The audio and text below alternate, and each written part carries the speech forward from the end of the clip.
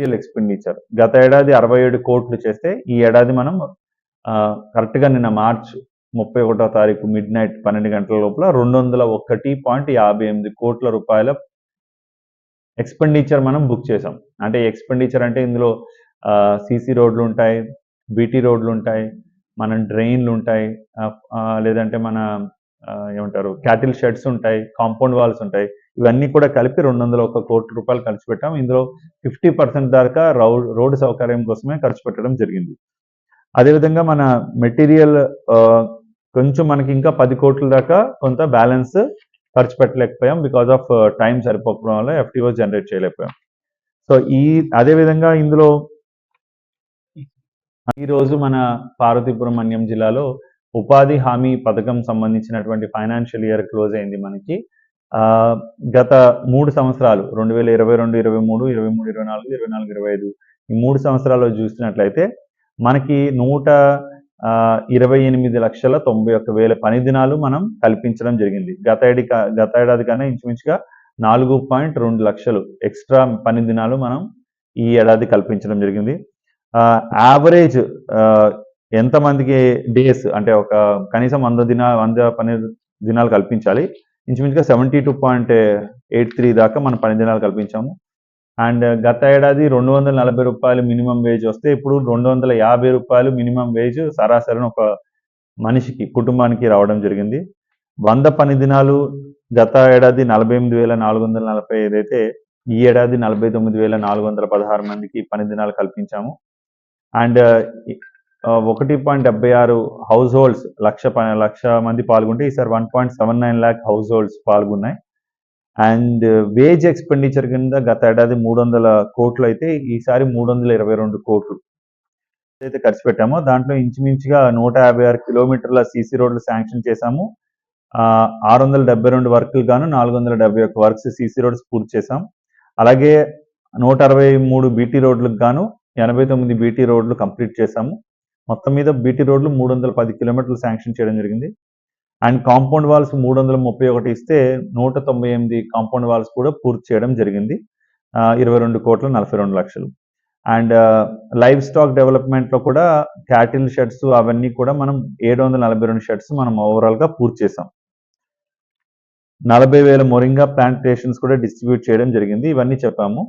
కానీ ఈ ఏడాది ఇంకొంచెం ఎక్కువగా అంటే గత సంవత్సరం తెలుసుకున్నటువంటి అనుభవాల దృష్ట్యా అండ్ ఇక్కడ ఈ జిల్లా అవసరాల దృష్ట్యా మరింత మెరుగ్గా ఉపాధి హామీ పనులు కానీ ఉపాధి హామీ ద్వారా వచ్చేటువంటి మెటీరియల్ పనులు కానీ మనం ప్రాపర్గా జిల్లా అవసరాలకు అనుగుణంగా వినియోగించుకోవడానికి మేము ప్రత్యేకమైన శ్రద్ధ తీసుకోవడం జరుగుతుంది.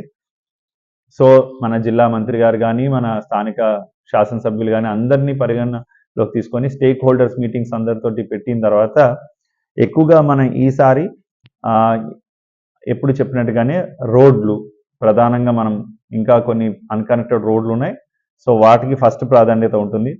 అదేవిధంగా సాసా ప్రోగ్రాంలో భాగంగా గౌరవ ముఖ్యమంత్రి గారు చెప్పినట్టుగా ప్రతి 3వ శనివారం కూడా స్వచ్ఛతా కార్యక్రమాలు చేస్తున్నాం.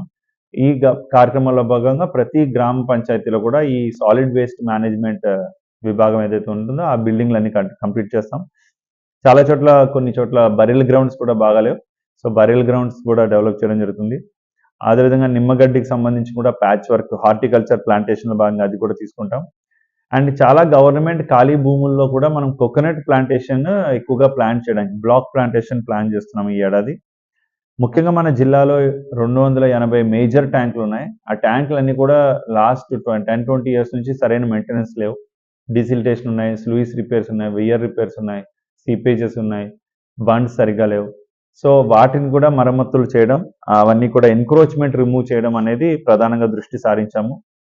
అండ్ బొబ్బిలి వీణ కానీ మన స్థానికంగా కానీ పనస చెట్లు చాలా తోడ్పడతాయి కాబట్టి పనస చెట్లను కూడా ఒక బ్లాక్గా ప్లాంట్ చేయడానికి 120 ఎకరాలు ఐడెంటిఫై చేయడం జరిగింది. ఫిషరీస్ చేపలు పెంపకం దాని ద్వారా మత్స్యకార రైతులు ఇంచుమించుగా 17,800 మంది ఆధారపడి ఉన్నారు మన జిల్లాలో. సో వారికి ఇంకా ఉపాధి మెరుగుపడడానికి వీలుగా ఫిష్ ట్యాంక్స్ కూడా మనం ఉపాధి హామీలో ఫిష్ పాండ్స్ కూడా లో లెవెల్ ఏరియాస్లో మనం ఏర్పాటు చేయడం జరుగుతుంది. 240 కిలోమీటర్ల కెనాల్ ఉంది, కాలువలు. ఆ కాలువల్లో కూడా చాలా చోట్ల పూడిక జంగిల్ పెరగడం జరిగింది. సో వాటిని కూడా మనం 240 కిలోమీటర్ల కెనాల్ డిసిల్టేషన్ కార్యక్రమాలు కూడా ఈ ఏడాది చేస్తాము. అండ్ కెనాల్ వెంబడి ప్లాంటేషన్ కూడా ప్లాన్ చేస్తాం 117 కిలోమీటర్లో. ఎక్కడైతే అనువుగా ఉందో అక్కడ ప్లాంటేషన్ కూడా చేస్తాము ఇరిగేషన్ వాళ్ళ యొక్క ఇన్స్ట్రక్షన్స్ ప్రకారంగా. అండ్ పశువులకి తాగునీటి అవసరాల కోసం మనుషులకు ఎలా అయితే మనకి తాగునీరు అవసరమో పశువులు కూడా అదే విధంగా సమానమైన అవకాశం ఉండాలి. సో గవర్నమెంట్ ఇచ్చిన ఆదేశాల ప్రకారంగా క్యాటిల్ ట్రఫ్స్ అంటే మంచినీటి తొట్టెలు సో 911 ఐడెంటిఫై చేసాము. ఈరోజు మొదలు పెట్టాము కూడా కొమరాడలో. సో ఇలాంటివి మనం అన్ని చోట్ల అవసరమైన చోట్ల అంతా కూడా మనం ఏర్పాటు చేస్తున్నాము. సో ఇవి కూడా 2 వారాల్లో పూర్తి చేయడానికి లక్ష్యంగా పెట్టుకున్నాం. అండ్ ఫార్మ్ పాండ్స్ అన్నిటికన్నా ఇంపార్టెంట్. ఎందుకంటే ఇక్కడ బోర్స్ లేకపోవడం వల్ల చాలా చోట్ల పంట దిగుబడి తగ్గడం కానీ పంటలు ఆరుతడి పంటలు వేయలేకపోవడం కానీ జరుగుతుంది. సో మన ఏరియాకి చాలా అనువైన వాతావరణం ఏంటంటే ఫార్మ్ పాండ్స్ చాలా చాలా తోడ్పడతాయి. ఈ ఫార్మ్ పాండ్స్ని ఎక్కడైతే ఒక 5 సెంట్లు కానీ 10 సెంట్లు కానీ ఒక రైతు పొలంలో వేసుకుంటే అక్కడ నీరు నిలబడుతుంది, కొంచెం తేమ శాతం ఉంటుంది భూమిలో. అది సమయానికి ఏమన్నా ఎమర్జెన్సీకి సంబంధించినటువంటి ఇరిగేషన్ కూడా ఇది తోడ్పడుతుంది. సో ఫార్మ్ పాండ్స్ని ఇంచుమించుగా 12,000 ప్లాన్ చేసాం. అవసరాన్ని బట్టి ఇది ఇంకొక 15,000 నుంచి 20,000 వరకు కూడా వెళ్ళడం జరుగుతుంది.